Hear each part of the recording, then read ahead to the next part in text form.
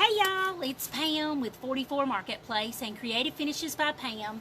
And yesterday this looked like a nice dark cherry buffet, but as you can see it does not look like that anymore. So I wanted to go over with you guys how we are transforming this piece. And what we're going to do is we are I'll catch you up to date. I haven't shown you every bit of it, so I'm going to catch you up to date. It was a nice, dark, deep, shiny, slick cherry. And I started off with a coat of Dixie Belle Paint because hey Kathy, I really wanted to make sure that I had the kind of rusty undertone, brown undertone that I was looking for. If you haven't tried the Dixie Belle Pinecone, you're really missing out because, I mean, this stuff is amazeballs. It's great if you're looking for a rust, old-fashioned kind of brown color. It's great. So what I did was I did spray it. I base coated it with Pinecone. And after I did that, then I put my Crackle on, which my Crackle is here somewhere. There it is. I put the Dixie Belle Crackle on, and I tell you what, this is another underrated product. If you guys want Crackle, it's the bomb diggity, okay? Dixie Belle Crackle is amazing, and I'm going to put you up close and personal so you can see how the Crackle did. And I used it on this buffet, and you can see I used almost none of this Crackle. I mean, it didn't take very much at all. So I did put the Crackle on there, and I allowed that to dry. Hey, Sandy! I don't know if you guys have ever used the Dixie Belle Crackle, but you have to wait till it's dry to the touch. So I'm super impatient. So while I was finishing up 2 bathrooms today, I put my Crackle on and let it dry. And a lot of people want texture, and they want their piece to have that old world feel, but they don't put the prep into it. So that's why I'm going to show you guys. Now I've got great texture and details to highlight and low light, but you know, I couldn't do that without doing the prep work first. So this piece was cleaned with White Lightning a lot because it had a lot of gunk on it. And then after I cleaned it, I did base coat it with Dixie Belle Pinecone. It is an Ethan Allen buffet, so it is very well made, and you guys know I'm kind of a furniture snob sometimes.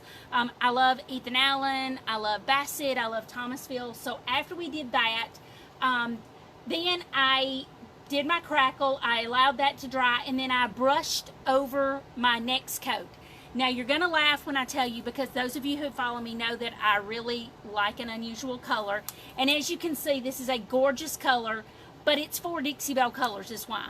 It is Savannah Mist, Sea Glass, Chocolate, and Vintage Duck Egg. Because I knew what color I wanted, and I just kept mixing until I got it. And I did brush it on. It was not sprayed. And now what we're doing is we are taking a little bit of, we're going back in with our coffee bean. I'm using a Dixie Belle round because it's really great, and I'm kind of dry brushing, and I want you guys to see, this is how I like to bring out my details. I have created a lot of texture, and I like to catch these sharp edges, so you want to move your brush so that you catch the sharp edges, because that's what you really are going to get the best highlight on. So you have to just move your brush in the direction that gets you that. I usually use my jar lid. Hey Billy, hey Shirley. I usually use my jar lid, and of course you know I use my 4Health dog food trays. And I'm going to show you on this little corner right here up close. Sorry about the light, but I have a lot of light in my paint booth. Okay, so it's not showing up the way I want it to. I'm going to roll you guys up a little higher and see if you can catch it. Oh yeah, that's better. Okay, so now I hope there's not a glare, but this is what we're going to do. Can you guys see how it's just catching on that, and it's giving me a little bit of a dark line there? And then I'm going to put a shadow down here, and I'm going to catch this sharp edge as well. Can you guys see how that did? And then I'm going to give just a little bit of dirtiness, for lack of a better word, in there. Because that's where we want to catch that texture a little bit. And I'm just barely putting it on there. All right, so there we go. Nope, we're not in replay yet.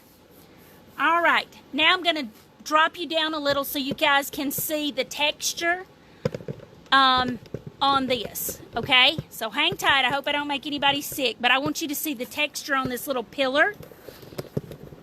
All right, so this pillar, I created a lot of texture. I put my crackle on very lightly on this pillar because I didn't want big crackles. I just wanted little crackles. And if you guys watched the other night, you saw that I used sea spray to create texture.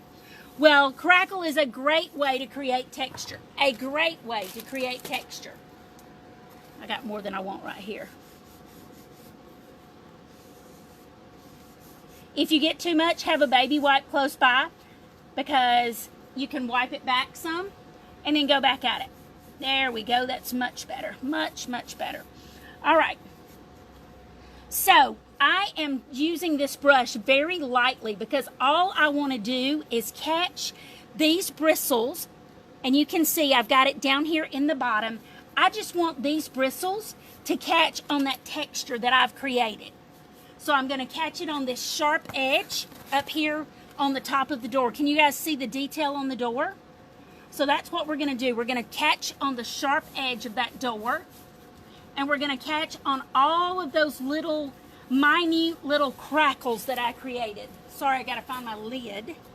There it is. All right. So I get just a little bit on my brush. And I unload a lot of it right here on this. You guys can see. And now I'm just barely, almost like a little butterfly kiss kind of thing. And I'm just dragging it over that very, very lightly, very faintly, because that's what I want to do. And I'm going to show you this bottom down here too. I made bigger crackles on it so that it would give me more of what I'm looking for. So I'm going to show you down on the bottom. Can you guys see how great the crackle is down here and how we've highlighted it? All right, and I'm going to show you the top as well.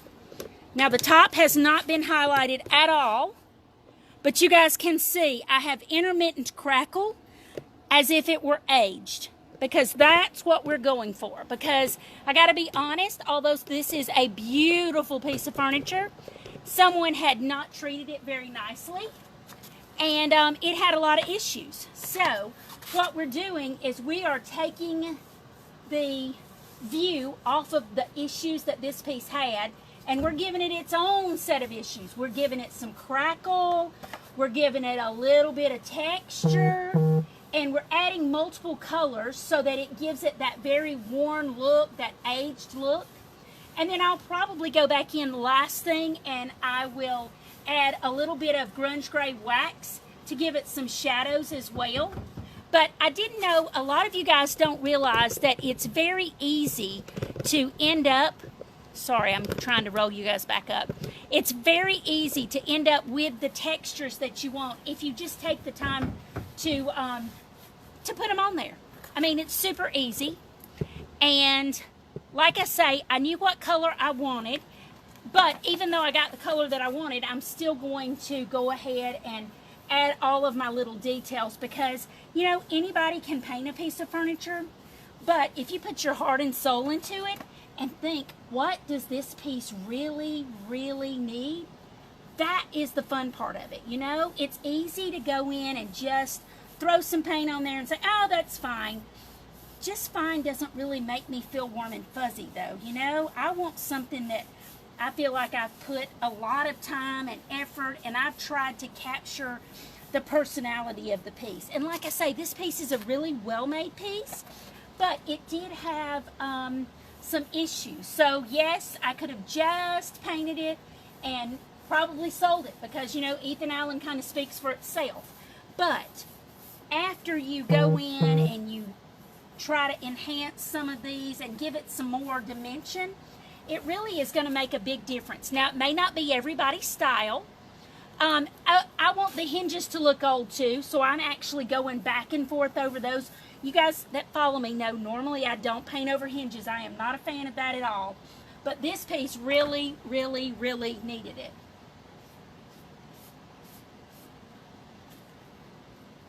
Ugh. And I'm just going to keep making a mess because I'm talking and not paying attention. I don't like that at all. All right. There we go. That's better. I would rather wipe it back and get it the way I want it. And some of you guys may not do that, but that is the way I do it. I would rather take it all off and do it again. There we go. That's much better. Now it's nice and blue, gray, green, brown again. Okay, so that's what I really wanted to go over, because I don't think a lot of people realize that if you move your brush a certain direction, you can actually catch those sharp edges, and it really makes a difference in the way it goes on and the way it comes out when you're finished, because then you've got a lot of those sharp edges that are really highlighted, and you catch that sharp edge texture. And it's just a matter of dragging your brush right back and forth across that sharp edge, or down in the grooves, or like this piece over here. We put a lot of texture on it. I'm going to show you up close. See all that texture that came out on it? Well, after we crackled it, it really came out a lot. So that's what we want to bring out. And you want to make sure, don't forget the feet. So many times I go in and look at furniture in places that people have redone, and they didn't take any time on the feet. And I got to tell you, there are some people that they notice. And I mean, when you've got a piece of furniture sitting around, yes, the feet don't get seen very much, but they do get seen. So really take some time and think about it, and make sure you get your drawer edges and all of that. Because if you're doing a piece, even if it's for yourself, don't you want it to look complete? I do. So that's really what I wanted to show you guys tonight. It's super easy. It's a great way to make your piece have more age to it, but you want to make sure those sharp edges get your attention. And I hope to have a picture of this up tomorrow. Due to the finish that I'm using, I will probably be using a flat top coat on this, because I love a flat top coat when I do something that has this chalky finish with all this layering and everything. I don't want it to have any sheen whatsoever. Now, you may have a totally different finish in mind, but once this is all said and done, I think it'll be very well put together. At least I hope it will. We'll see. If not, you know me, it will do something else to it, because more is more, and that's how I like to do things. This one will probably end up with a little bit of metallic on it, because I like a little bit of metallic on just about everything. Even though this is going to be kind of distressed, worn, and everything, that doesn't mean it can't have metallic. So I will probably put some of the Dixie Belle Bronze Patina on it, just because. I mean, I can't even give you a good reason.